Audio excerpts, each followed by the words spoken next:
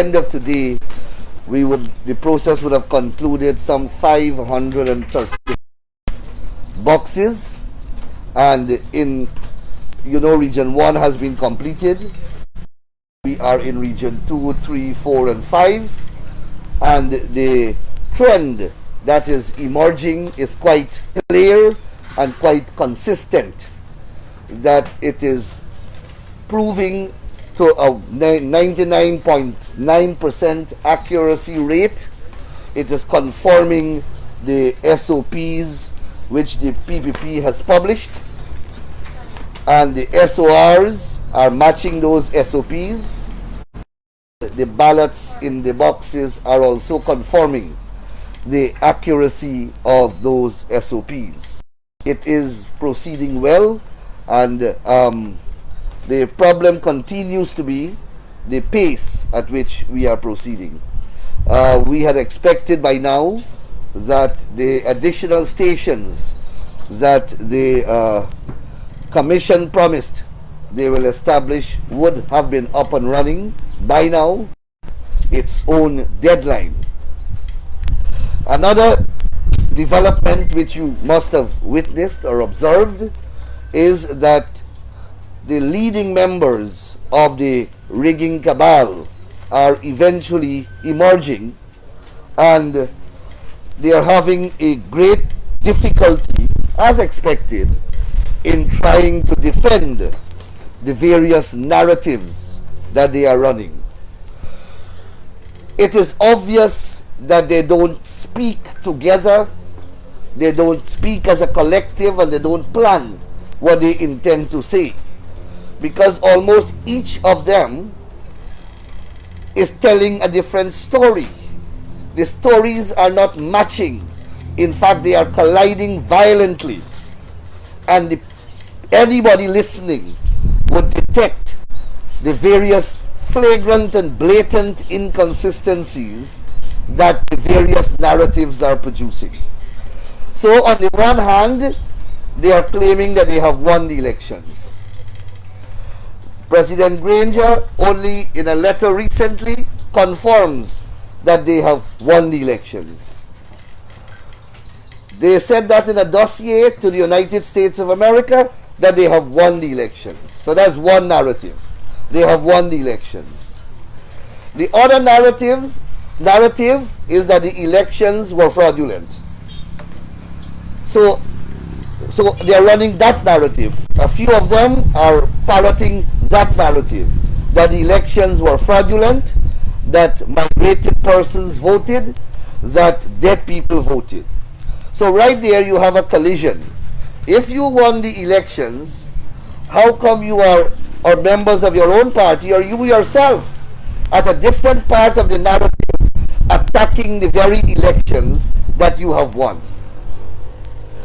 They are relying in certain instances on their polling day staff, and when it is convenient to their narrative or their political agenda as it changes, they are throwing those very election day staff under the bus, because the fraud that they are claiming which occurred on elections day and the irregularities to which they are adverting could only have occurred if their election day staff acted negligently and did not do their job. That's the only rational explanation. Then on the one hand, you hear them speak glowingly about the footwork that their activists are doing. These are the very activists who did the claims and objection session. And they come here and they tell you that they have all these evidence of dead people, and why was it not produced during the claims and objection period? It is not, as I said to you, they didn't participate in the process. In Region 5 alone, they alleged nearly 1,000 people died, and a hearing had to have been held by Mr. Lowenfield under the law, and all their objections were dismissed. Now they are coming now with the same story, and I heard Amna Ali say to you that they have been producing evidence of that people voted. Well, we are in here every day. They have not produced any evidence of dead people voting. I know they are making allegations that dead people voted and migrated people voted. But what is the evidence? Where is the evidence that these people are dead or are migrated or have migrated? They have not produced any evidence in the room. They're standing up and making these allegations. And then when you look, 99% of the times, the names that they are saying are dead. The persons never voted because the names are not marked off. And there is no corresponding ballot in the box. No ballot has a name. So how you know who ever cast that ballot? And, you know, I mean, just listen to this story. I just listened to them speak just now. And one of you asked a question, well, tell us how this dead man managed to vote, or how somebody impersonated someone in America. And Amna Ali attempted a Nancy story about the person showing up. If I am purporting to vote for someone in New York, I have to have, first of all, I will have to vote for myself. So there's the ink. There is the ink that will have to be on my finger, so I have to go and get that off. And I have to come back and have that person's ID card. So I have to look like that person. And then when I present that ID card, it has to match the folio. So the folio photograph has to also look like me. And I must look like the person in the eyes of all the persons who are working at the station. Isn't that a ridiculous story? This is like, it's like bedtime story for children to sleep, when you're putting children to sleep. You make up anything that comes to your mind and you just tell it, you know. And that is what they have been doing here. And I really want to sympathize with you for having to listen to this narrative, this diatribe from every one of them every single day. And they're standing here together and they're telling different stories. So Amna Ali is saying that they are bound by this process, that they are going to bind themselves by the decision of the recount. And Rosedale Ford comes just after her and said, no, we are not going to do that. We are not going to do that. I agree with Basil Williams. Well, Basil Williams, when he came here, he threw the whole country into controversy, as is his nature. According to him, the law doesn't provide for a recount. Well, oh my God. The law is very clear. It provides for a final count. It provides for a recount. It provides for a recount of that recount. And it provides for a recount of that recount. Yet Basil Williams said there is no provision in the law for even one recount. The law provides for about 15 recounts. Check it. Section 89 of the Representation of the People's Act. Section 88 provides how it should be done.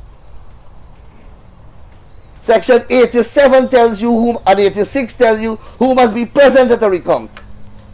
Yet this man comes here and says there is no provision for a recount. But what is confusing him is a national recount. The terminology apparently is presenting some difficulty for him. Well, what is going on here is a recount region by region. And because all the regions are being counted, it is called a national recount. Now, because the word national recount is not in the law, Basil Williams said what is going on here is not provided for in the law. So not only the law he has a problem with, he has a problem also with the lingo, the English language. A national recount simply is an adjective used to describe the recount of all the votes cast region by region. And isn't that what is going on there? Region 1, Region 2, Region 3, Region 4. And obviously GECOM has the power to do that, to conduct such an exercise.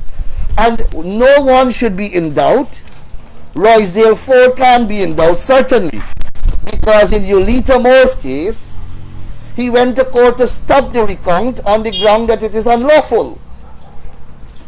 He went to court for two reasons: to stop the recount because the recount itself could not have been done because Mingo's declaration.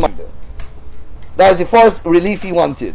And the second relief that he wanted was that the recount cannot take place under CARICOM's supervision, that GECOM is an independent body, and GECOM must be in charge of the recount.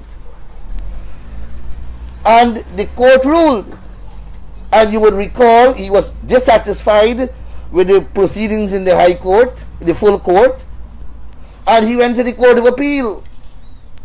And the Court of Appeal says that is true, that GECOM cannot cede its authority to CARICOM, that GECOM must conduct the recount, but that the recount can be done.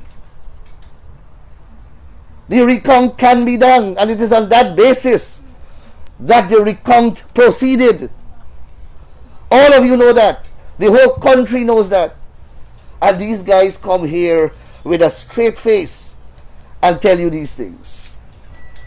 But they want to play three card, like you know, this three card gambling.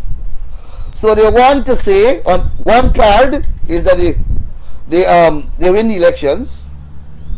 So in the event that Mingo's declaration, tainted by fraud, is by some magic upheld, that is their card one, they win the election. Card two is that the elections were fraudulent. So they're using this place here, this forum, to, according to them, establish the fraud. That's card number two. And card number three, when this process concludes, they do not want to accept the results. Here, they want to say that this process is illegal and that Mingo declaration would stand. So all three cards they want to play is a three-card trick. That is their three cards. But people are intelligent, and nobody buying into that story. I heard Mr. Ford say that he doesn't understand what is the fraud. He says that he doesn't understand what Mingo did. Well, I am not shocked that he doesn't understand, but you understand what Mingo did. Mingo either prepared a spreadsheet by himself, or for all you know was given a spreadsheet by one of the main riggers, possibly one of them who came here.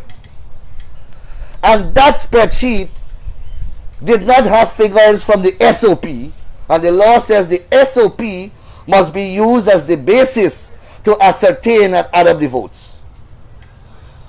Mingo said, and we have him on camera if you can't recall, that he examined the SOPs and he extracted those numbers and he put it on a spreadsheet. So we say, okay, Mr. Mingo, if that is so, let us see the statements of poll. Because the law says that we must see the statement of poll, and that is the basis upon which you must do the ascertaining and adding up. And if you choose in a back room to transpose the figure, well, it's okay, but let us verify that the figures have come from the statements of poll. Mingo has been unable to do that, and hence the fraud. And every box that the fraudulent figures came from here, we are able to unearth it in this exercise. We have over 15 boxes, I think, or more. We were able to show that Mingo took about 1,500 votes and give it unlawfully to the APNU AFC. That is the fraud. So it's unfortunate that Mr. Ford doesn't understand the fraud. The fraud is as simple as that. Mingo used made-up figures to give the PNC, APNU, AFC a victory.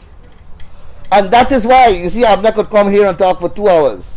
And Valdo Lawrence and Mr. Harmon and all of them. But they can't produce the simple SOP. That they are claiming that they won the lotto. And when asked for the lottery ticket, oh Lord, hell break loose. All kind of nonsense story. I heard Aubrey Norton come here and say that it is for their personal use. My God. Ali come here and said we have passed the stage of the SOP. How can we pass the stage of the SOP when we are counting ballots and the ballots were recorded on the SOP? But it is convenient because they can't produce the farcical